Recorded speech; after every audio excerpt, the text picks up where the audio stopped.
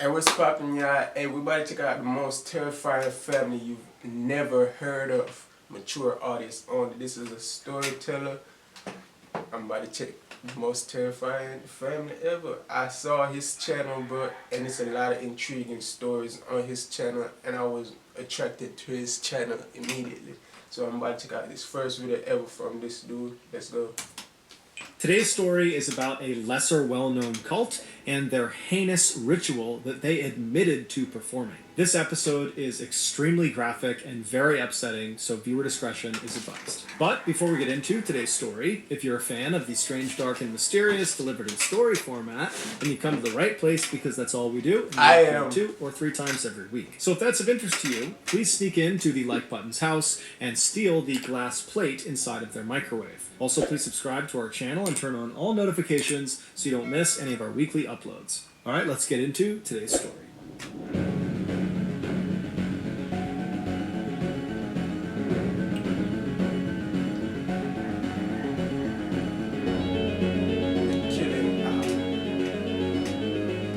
Remember, this is my first time watching this dude. In the early 1950s, Harold Alexander, who was a young stonemason living in Hamburg, Germany, came in contact with an old man named George Reel. George was the leader of a small religious group called the Lorber Society. This group, which never had a large membership at any point in their short history, was rooted in the Christian faith, but their views were far more extreme than the average Christian congregation. For example, many Christians believe in the concept of self-denial, which in layman's terms means to deny oneself some personal human pleasures, like certain sexual practices or the overindulgence of food or drinking, and all of this is done to gain favor with God. But George and the other members of the Lorber Society took this concept of self-denial to the extreme. They practiced it so aggressively and so literally that nobody in the society could really have a life of their own. All they could do to adhere to their society's very strict rules was to worship God 24/7. In addition to their very severe lifestyles, members of the Lorber Society also believed that anybody outside of their small society was basically evil. So Harold meets George. It's unclear exactly how he meets George, but he does, and immediately Harold is blown away by George. He thinks he's totally incredible, he's so charismatic, and apparently George felt equally highly about Harold. And so right away they have this friendship, they strike up, and Harold and his wife Dragma, they end up joining the Lorber Society, and they completely give themselves over to this very intense lifestyle, and they listen to everything George tells them to do. And then very quickly after Harold and his wife had joined this society, their leader, George, became very ill, and it became clear he was going to die soon. When George was on his deathbed, Harold went to visit him, and after speaking with him privately in this room, Harold emerges and he tells his wife that George has told him that he is going to be the next leader of the Lorber Society once George passes away. And so his wife accepts this, as does the rest of the society members, and then after George actually does die, everyone in the society just turns towards Harold and begins listening to him and following him. It's worth noting that we don't know for sure if George really did tell Harold that he was going to be the next leader of the Lorber Society, or if Harold just made that up because he knew George was going to die soon, and he could kind of get away with stealing that title. Over the next few years that Harold was in charge of the Lorber Society, he began introducing a new concept to the members. He would continuously tell them that they needed to be ready for when the next prophet of God returned to the earth. Harold told his members that when this happened, 1, Harold would know immediately, and he would tell them, and 2, whatever this prophet wanted, no matter how confusing or crazy or terrible, they had to do it without question, because this was God's will. In 1953, he gonna make some shit up. 2 after Harold has taken over the Lorber Society, he and his wife, Dragma, have their second child. It's their first boy, and they name him Frank, and as soon as this child is born, Harold looks at him and determines that this boy, his son, is the prophet they have all been waiting for. And so he tells his wife and he tells the members of the Lorber Society that his son, Frank, is the prophet of God, and everyone across the board completely accepts it. As the prophet, Frank, grew up, he was shamelessly worshipped and waited on 24/7 by the members of the Lorber Society and his own family. And so naturally, this had a profound impact on the way Frank thought and how he behaved. By the time Frank was at the age of grade school children, he fully believed that he was the prophet of God, and he began using that authority to kind of boss his family around more than he really needed to, especially his three sisters and his mother. But no one ever intervened because, again, this is the prophet of God and he can do whatever he wants. When Frank turned 16, he started thinking about girls and sex, but he was conflicted because he had been taught everybody outside of this society he was a part of were evil. And so he didn't want to pollute himself by having sex with these evil women. And so he went to his father and told him that he wants to start having sex with his mother and his sisters in order to stay pure. And his father, Harold, not only embraced the idea, he encouraged it. And in fact, he would often join in with his son during the sexual intercourse. As for the four Alexander women, they completely accepted their new roles as sexual objects because they believed by doing whatever Frank the prophet wanted, they were serving God. Eventually, one of the sisters began talking to some of her very few friends at school about how she was kind of jealous of her other sisters for all the attention they were getting from Frank. And so the friends kind of picked up on this strange relationship between the siblings, and before long, rumors had started about there being some incestuous relations inside of this family, and those rumors eventually made their way to the parents of students, and then from the parents, that made its way to the police, and before long, Harold had discovered that the Hamburg police were about to launch an investigation into his family. And at the same time, Harold also discovered that members of the Lorber Society, they had heard about these incest rumors as well, and they had their own suspicions already, and they were not on board with incest. And so they were very clearly starting to distance themselves from Harold and his family. And so it was pretty clear to Harold that the writing was on the wall. He and his family were no longer welcome in Hamburg. And so he goes to the Lorber Society and kind of retires and says, I'm leaving. You need to find yourself a new leader of this society. And then he and his family completely broke ties with the Lorber Society. They left Hamburg and fled south to Santa Cruz, which is a city on the Canary Islands in Spain. And so they settle into this little apartment inside of this busy city, and very quickly they fell back into their old routines of constantly worshiping Frank, the prophet of God, despite the fact that they were no longer affiliated with the Lorber Society, and so their actions were now being driven by their own personal belief system. 10 months later, on December 22nd, 1970, a wealthy doctor named Walter Trankler was at his villa, which was located not far from where the Alexanders lived, when he heard a knock at his front door. When he opened the front door, he saw there were these two men who he didn't recognize, who were covered head to toe in what looked like mud, and at first he was totally taken aback by their appearance and almost wanted to just shut the door. But in order to be polite, he kept the door slightly open and said, hey, how can I help you guys? And the two men would introduce themselves as Harold and Frank Alexander, and they were there to speak with one of their family members, Sabine. Sabine was one of Frank's two younger sisters, and she worked for the doctor as a housemaid.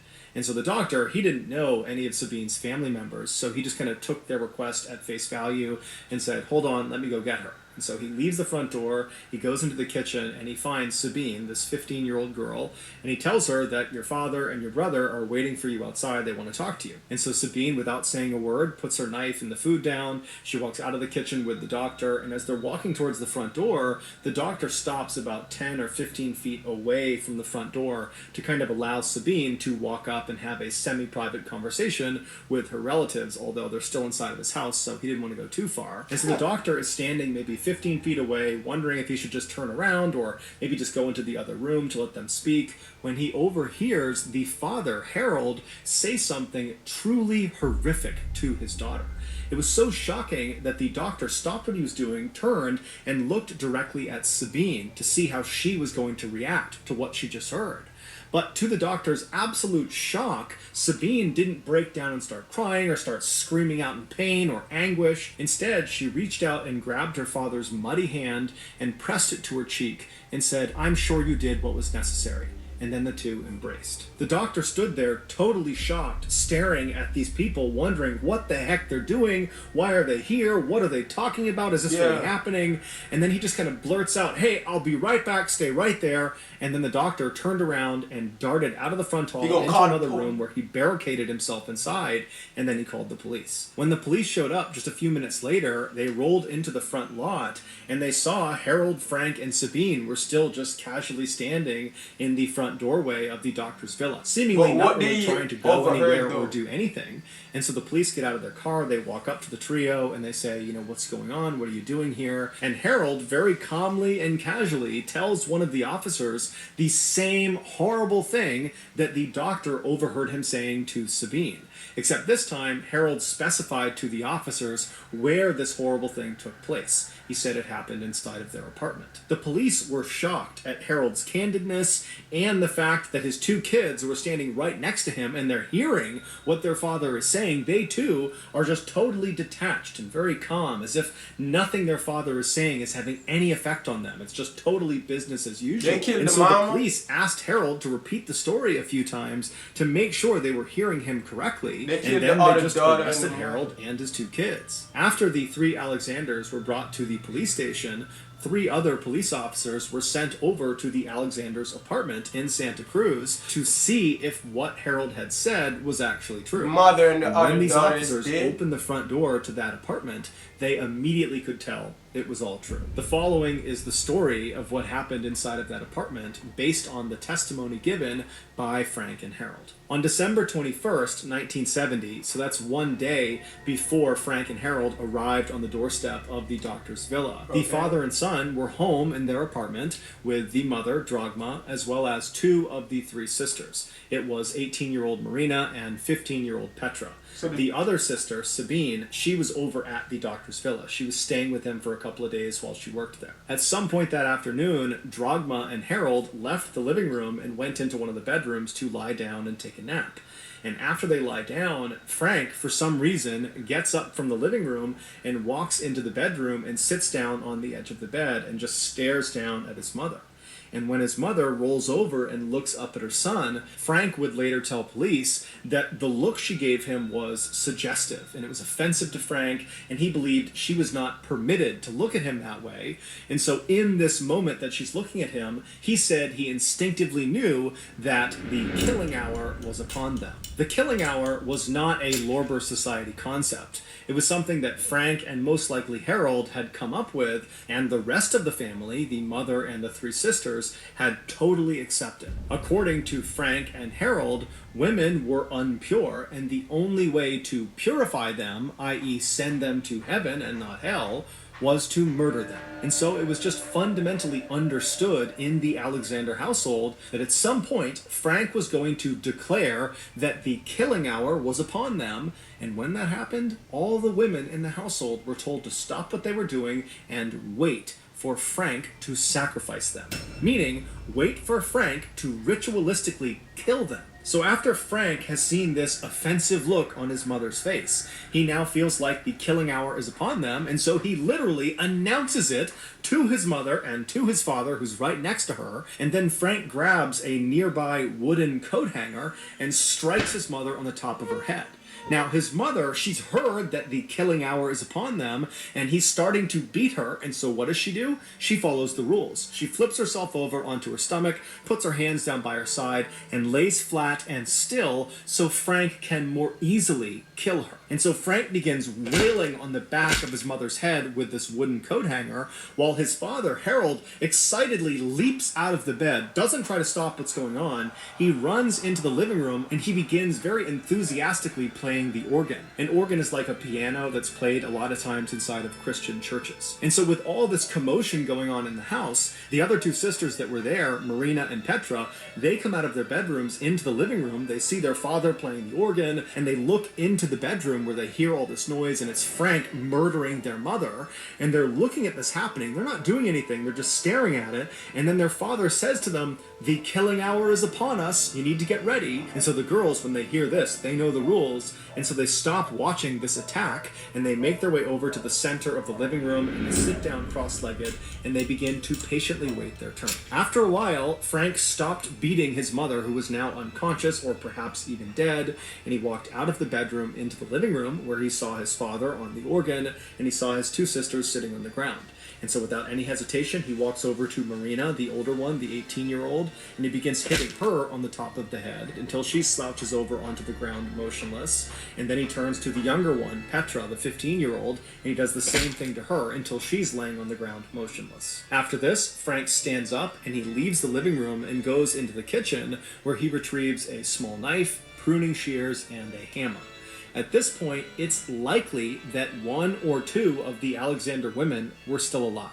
And so Frank, he comes back into the living room with these tools in hand, and with the organs blaring in the background, he begins to systematically hack off the breasts and genitals of his two sisters and his mother. And apparently this was a very slow and physically difficult task, and so he and his father Harold began switching off. One person would be on the organs while the other was mutilating, and they would switch back and forth until all of the offending parts on these three women had been removed and nailed to the wall. The last mutilation this father and son committed was to cut the heart out of the mother, Dragma, and they wrapped it up in a cord and then nailed this cord to the wall as well. Then, with the three Alexander women either dead or close to death, the father and son began running around the apartment, yelling and singing and rejoicing. They were extremely proud of what they had just done. Later that night, they left the apartment and slept in another property that they owned, and then the following day, December 22nd, they went to the doctor's villa to tell Sabine the good news. And so they knock on the door, the doctor answers, he goes back, he gets Sabine, Sabine walks up, and Harold, her father, says to her, "Sabine, we wanted to tell you right away that Frank and I have just finished killing your mother and your sisters." To which Sabine walks up to him, takes her father's hand, presses it to her cheek, and says, "I'm sure you did what was necessary." This, of course, is what the doctor saw and overheard that was so horrible, and prompted him to call the police. It was also the moment when he realized that was not mud all over these two men. That was their family members' blood. Psychiatrists would ultimately determine that Frank and Harold were not mentally fit to stand trial, and so they were both committed to an asylum for the criminally insane. Both men never showed any remorse or regret about what they had done. In fact, they continued to justify their actions by saying, because of them, these three women got to go to heaven. As for the one surviving daughter, Sabine, she pleaded with authorities to let her go live with her brother and her father in this asylum, but they rejected this request and sent her to live in a convent, which is a building that nuns live in, and no one really knows what happened to her after that. Shockingly, in 1990, so roughly 20 years after Frank and Harold were put into this asylum, they managed to escape, and they were never caught. To this day, their whereabouts remain unknown. So that's going to do it, guys. If you got something out of today's episode and you haven't done this already, please sneak into the like buttons. Man, you know why I love this dude? Because while he's telling the story, I can picture everything he's talking about. Like, I can visually see it. Like, he's a great storyteller, man. Like, this was I want to say a great story, but it's not at the same time, you feel me? It's a great story based off his storytelling. But yeah, man, that's crazy. Because who you blame? Literally, who you blame? Because Frank wasn't like this. Like, kids are born innocent. So he was brought up into this world to believe he is this such and such important person. Like, you feel me? So, like, his daddy and mama brought him up, grew him up to believe he is the prophet. Like, whatever I say goes. Like, who you blame? I wonder how God judges people like this. Like, what do we do? Like, when judgment day come, how does he judge folks like this? Like, literally, what? Because I would know. Because literally, he was brought up and told that he is the prophet. And whatever he says goes. Like, whatever he said, we follow. You feel me? Like, and he was brought up. That was what he's been told ever since he was a kid. So what do God do? I don't know. Man, if y'all want more of this, let me know in the comments and tell me what story y'all want me to react to, and I'll do it. I'll see you on the next video. Peace. I'm on the road to riches, driving by ya. Why these niggas want pop my tires? Blue wings got fire. My name on flyers.